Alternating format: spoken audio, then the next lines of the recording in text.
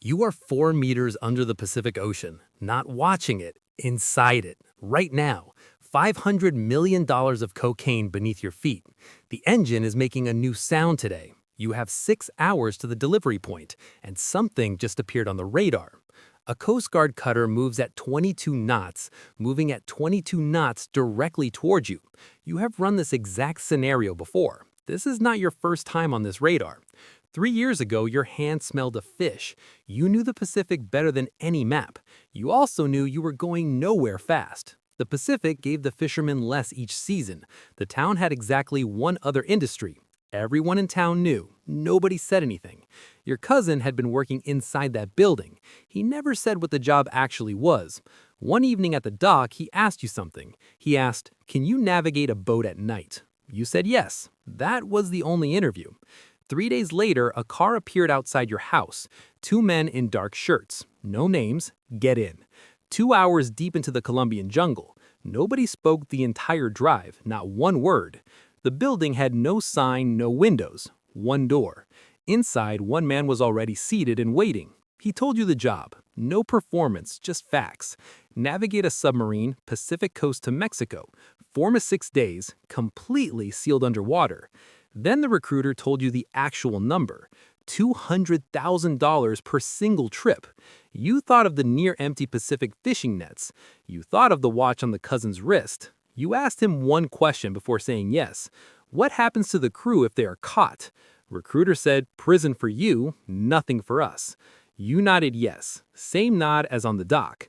Here's what you did not know yet. Someone at that table had already called the DEA. From day one, they already had your face. The submarine was built deep inside the jungle, not a military submarine, something smarter than that.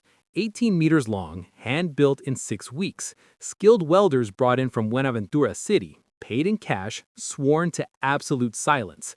2 weeks learning every single control inside, the engine, the ballast system, the GPS navigation. One mistake on any of those, you drown. Your crew, 3 other men you'd never met. Nobody ever used their real names on runs. Drop this in the comments. Would you get in? The cartel works in isolated cells, by design. You knew only the 4 people in your cell. You did not know who owned the cargo. You did not know where it went after Mexico. Loading night came 3 weeks after the meeting. No moon that night. That was planned. Each bale, 3 layers of waterproof gray plastic, 700 kilograms in every single bale. You loaded for 6 straight hours in total darkness. The sub sat lower with each bale added. Sealed the hatch inside, water at chin. $512 million below your feet. The diesel engine fired to life at 2 a.m. The Jungle River current pulled you first. Then, the Jungle River opened into the Pacific.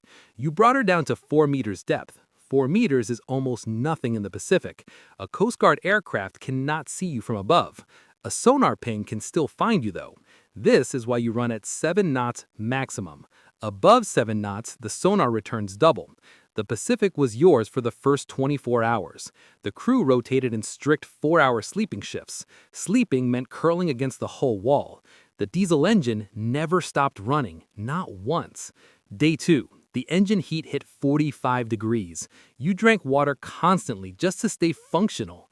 8 days of water. Trip was 6 days. Here's what nobody tells you about these runs. The hardest part was not the danger. The hardest part of all this was the boredom. Same walls, same noise. 144 hours. You played cards on top of the cargo. You learned the mechanic was from Cali City. He had 3 children at home waiting. 2 runs a year, the maths made sense. He planned to quit after 5 total runs. Everyone in this business has a 5-run plan. Almost nobody ever actually reaches run 5. The porthole was the size of your fist, your entire outside view. 6 long days. On day 4, a fish passed the porthole.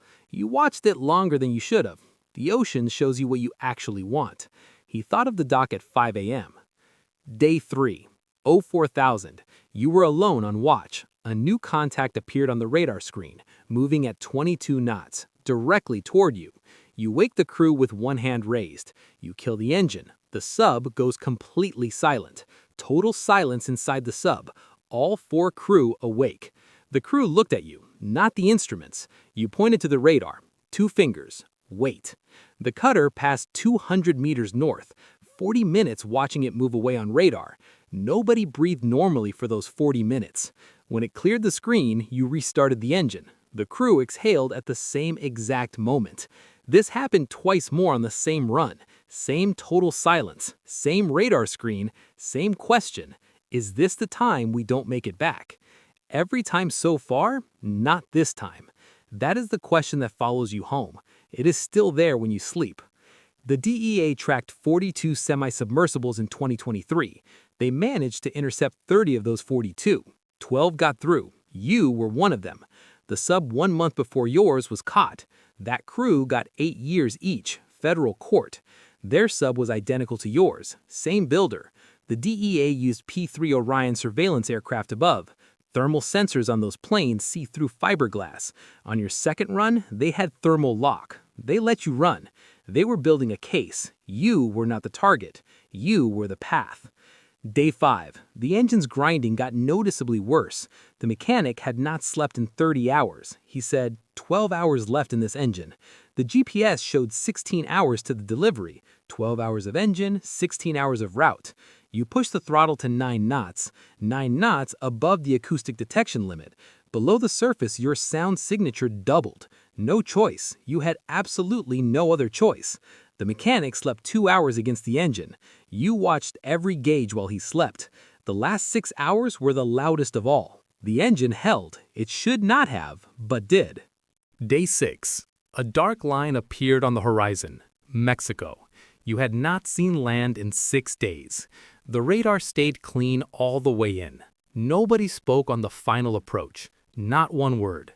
After 6 days of engine noise, silence meant something.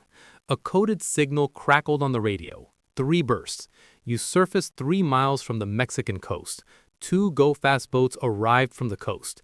No names, no greetings. Just the work. 90 minutes. The cargo was completely gone. The go-fast boats disappeared without a single word. Empty sub now with a still dying, grinding engine. And a lot of questions about getting home.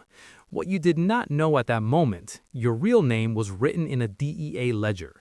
The DEA had that ledger for months already. Payment, a plain bag in a car park. Did not open it there. Walk to car. $220,000 inside. More money than you had made in your life. Your cousin's rule, live exactly as before. Same house, same car, same daily routine. New things are questions. Questions are danger. The cash box lived under the floorboards. You did 3 more runs after the first. 4 total runs. $800,000. And you were tired, not of the Pacific. Tired of the question the radar asked. Comment, how many runs would you do? Almost nobody in this business stops at their number. The money adjusts the number every time. The 5th run felt different before it started. The cartel changed the delivery coordinates. Last minute. You had a rule about last-minute changes. Last-minute changes on live runs mean land changed. You did not enter the new coordinates. You surfaced at the original point anyway. Nobody came for a full hour. Not one boat. You made the decision before you went back down. You opened the floor panels and the seacocks. $500 million into the ocean. Then you opened the flood valves, sank the sub. 4 crew, 1 small inflatable raft. Open Pacific. You dialed the Coast Guard yourself on the phone, the only move that kept 4 alive. If you had gone to the new coordinates, boats were waiting at those new coordinates. Not go-fast boats. Law enforcement. The other kind. The last-minute coordinate change was a DEA setup. Someone in the cartel flipped. Gave the DEA everything. The U.S. Coast Guard cutter arrived in 40 minutes. You were handcuffed right there in the inflatable. You told them everything immediately. All 4 runs. They already had the ledger. Had it for months. They knew before your 3rd run was finished. You were not the target. You were the path. Your cousin was arrested the same day. The jungle table man arrested 4 months later. The man above him was never found. That is how this cartel survives every arrest. The sentence, 12 years, reduced to 7. Federal agents took every dollar under the floorboard. $800,000. Every single cent gone. 6 years. You walked out of federal custody. Good behavior. The mass of cooperation. You went back to the only town you knew. The dock was still there. Same rusted cleats. The fishing was even worse than when he left. The unsigned warehouse was larger, still operating. Your cousin was still serving his sentence inside. The cartel built 3 new submarines, already. 3 new captains, 3 new first runs, right now. Someone is 4 meters under the Pacific. You cannot see them. They are right below. 4 meters under your world, right now. The question was never really about the money. The question was always, could you say yes? Tell us honestly in the comments below. $200,000, dying fishing industry. One question asked at the right moment. If you found this video useful, subscribe now. 300 narco subs have been built since 2006. Each one costs $2 million to build. The cartel loses 10 submarines every single year. The cartel builds 15 new ones every year. 10 losses at $2 million, 20 million gone. The losses are noise. The profits are everything. Between runs, you went back to the dock. You took the boat out. You fished. The cover story, contract fishing offshore. Nobody in this town asks follow-up questions. Not asking questions is how you survive here. Your hands developed a tremor by run 4. Not from fear, from the engine vibration. 6 days of constant vibration in every run. Some nights you slept, some nights you calculated.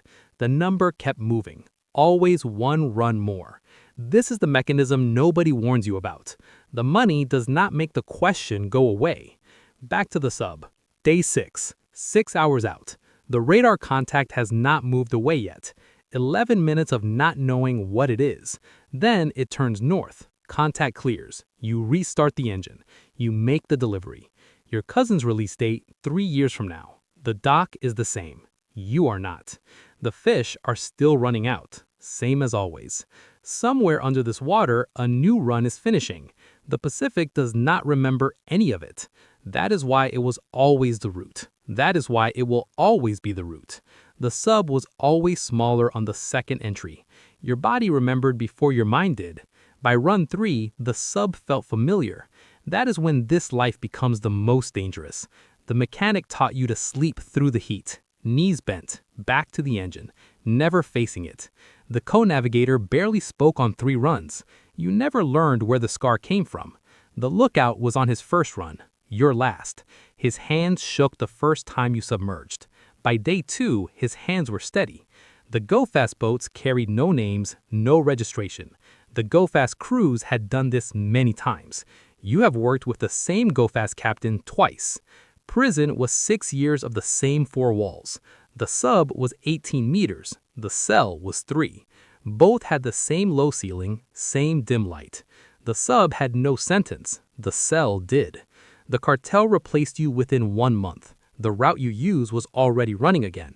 You started the story 4 meters underwater. Every story that starts underwater has the same question. Would you have said yes? Be honest with yourself. $200,000, dying fishing industry. One question asked at the right moment.